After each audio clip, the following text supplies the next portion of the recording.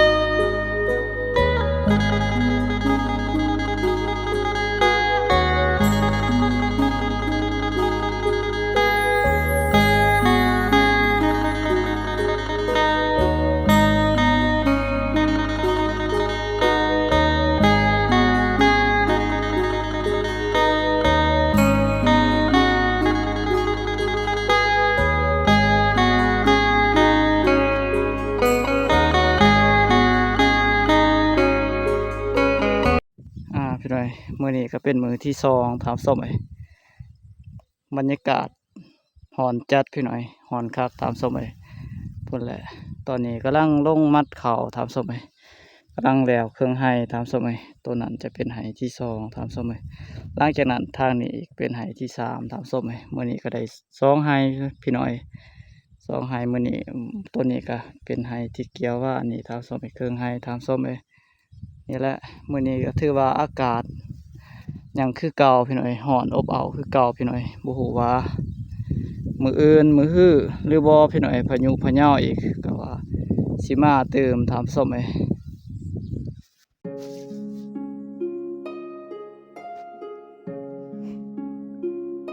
เช้าลาเพิ่นหาบข้าวพี่หน่อยพุ่นแหละมื้อนั้นแม่นบ่อนกองข้าวทำส้มเบื้องละ4 มัดทำส้ม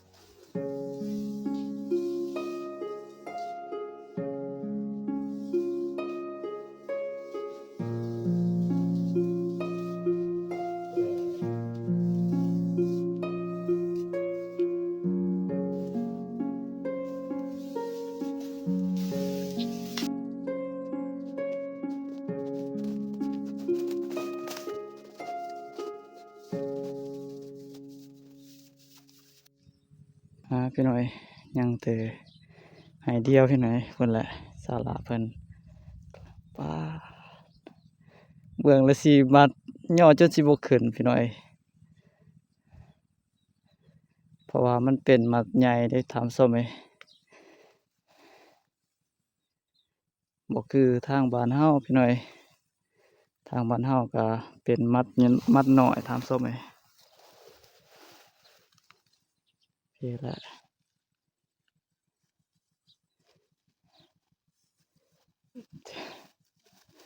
จะได้ศาลาเมื่อยบ่ เหนื่อย นักอยู่บ่ มันที่ได้ไหมคือเราสามล้าน เพิ่นว่าไม้คันลาวสั่นหลายพี่น้อยถ้าว่ายาวเพิ่นสิใส่จนสุดไม้คันลาวเลยพี่น้อย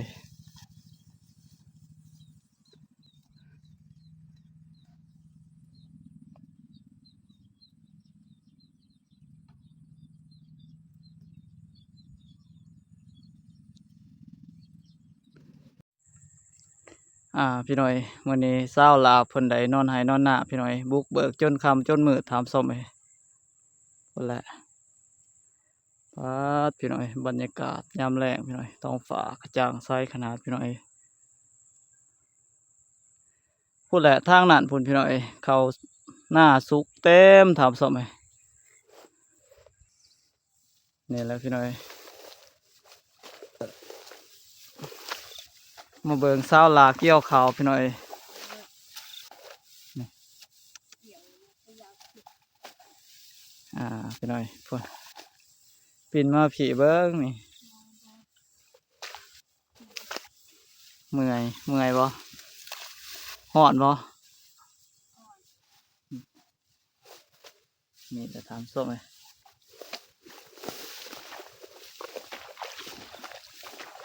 มาพี่น้อยมาเกี่ยวข้าวซอยนี่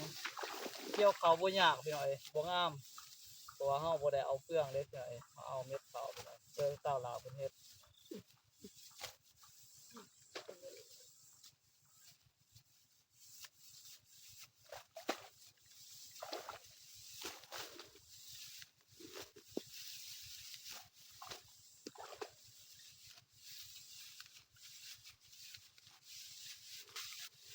เวลาสร้างก็บ่เอาออกลายพี่น้อย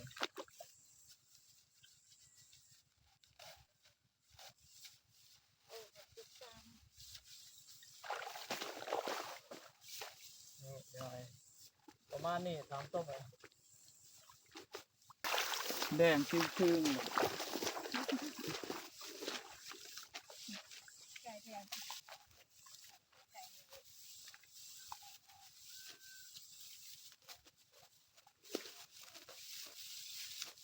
เขียวแห้งพี่น้อยตึกแดด2 มื้อมื้อนี้พี่น้อยโตจนเขียว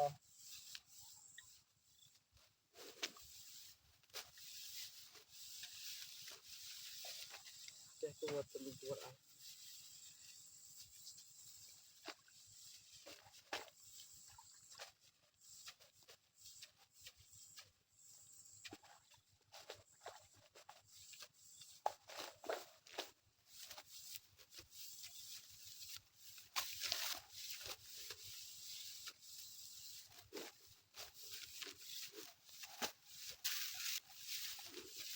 มาเกี่ยวยามแรงพี่น้อยเพราะว่าได้ยินข่าวว่าพายุบ่มาเฮาก็เกี่ยวตอนแรง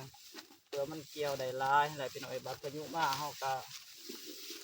บ่ได้เกี่ยวทำต้มเองเกี่ยวหลายๆไว้ก่อนทำต้มเอง กบเรียก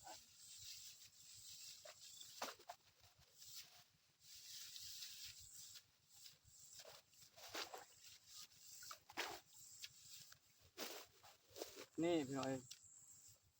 ก็บ่เป็นหมากปานใดตามต้มเองเพราะว่ามันมีหลีกมดแมงมันหลายพี่น้อยยากกว่าละวัดทับตากับบ่อยู่พี่น้อยพี่น้อยตอนนี้ก็ถือว่าสำเร็จไห้ตัวนี้ทำต้มเองย่างทางนั้นอีกน้อยนึงพี่น้อยน่าจะเป็นมื้ออื่นทำต้มเอง ที่พวกเราจะได้บุกเบิกหรือว่าเก็บเกี่ยวทางส้มหลังจากนั้นก็สิได้ไปเก็บเกี่ยวทางนั้นต่อพี่น้อยเขาก็สุกเต็มทงไห้ทงหน้าพี่น้อยบ่ฮู้ว่าสิตวงสิทันหรือบ่พี่น้อยก็ได้ยินเขาแจ้งอีกหลังจาก3-4 มื้อต่อไปต่อหน้าอีกก็มีพายุมาอีกครับส้มบ่ฮู้ว่าสิมาแท้หรือบ่พี่น้อยถ้าว่ามาก็สิได้โจะอีกพี่น้อยสิได้หยุดบ่ได้เก็บเกี่ยวอีกพี่น้อยก็เสียดายเขาวมันสิคุสิโคะลงก่อนพี่น้อยพี่น้อยมื้อนี้ก็ได้มา3-4สะ2ให้ครึ่งพี่น้อย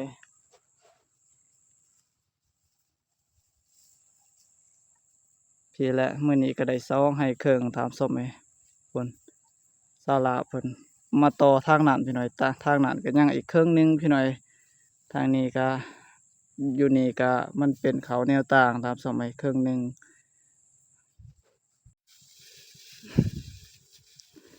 เมื่อยเลยเนาะมื้อนี้จักคนเขาจักเกี่ยวเขาจักมัดเขาครบสุดพี่น้อยทุกคนว่าเพิ่นเก่งว่าพี่น้อง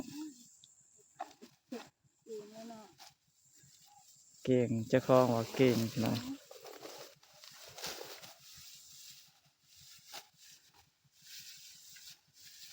นี่แหละพี่น้อยอันนี้จะเป็นกองเขาที่พวกเราเกี่ยวเขา2 มื้อพี่น้อย2 มื้อนี้3ส้มได้1 2 3 4 5 6 7 เหรียญพี่น้อย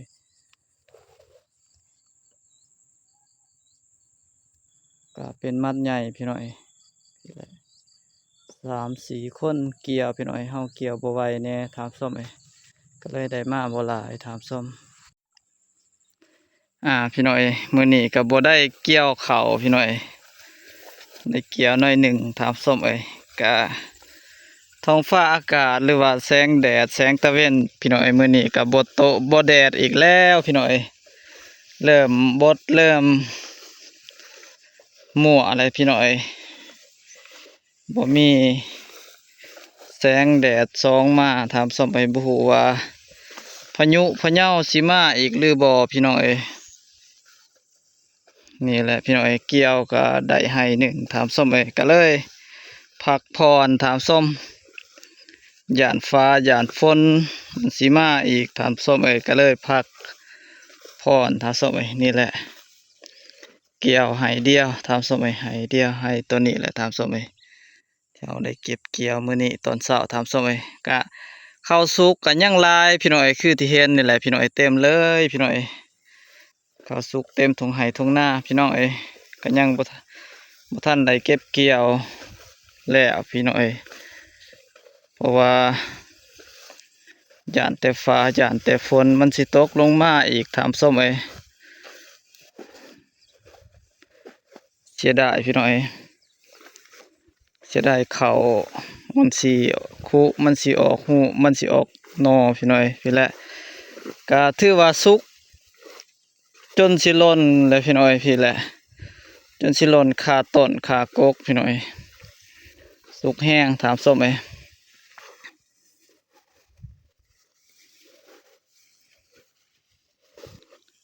นี่แหละถามส้มทางนี้ก็ลังเรืองถามส้มเป็นหลายๆอยู่ ส่วนลายก็มีแต่สุกเบิดพี่น้องพุ่นแหละแถวนี้นี่แม่นสุกเบิดพี่น้อยพุ่นแหละก็เขตนี้4-5ให้พี่น้อย1 2 3 3 4ให้พี่น้อย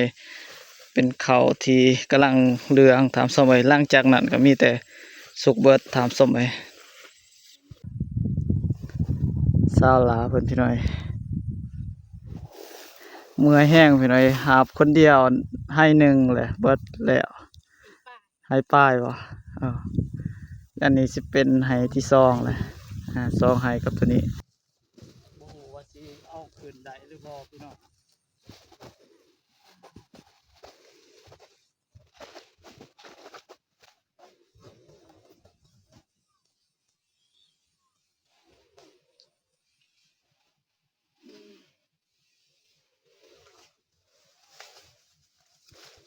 เบื้องหนึ่ง8 มัดพี่น้อยหนักพอสมควร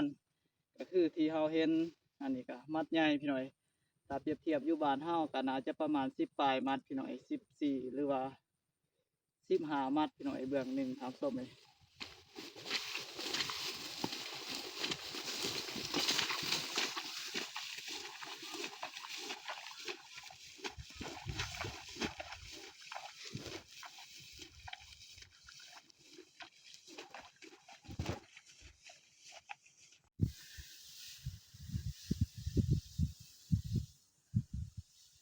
พอดีเพียงกับข้อเนาะเขา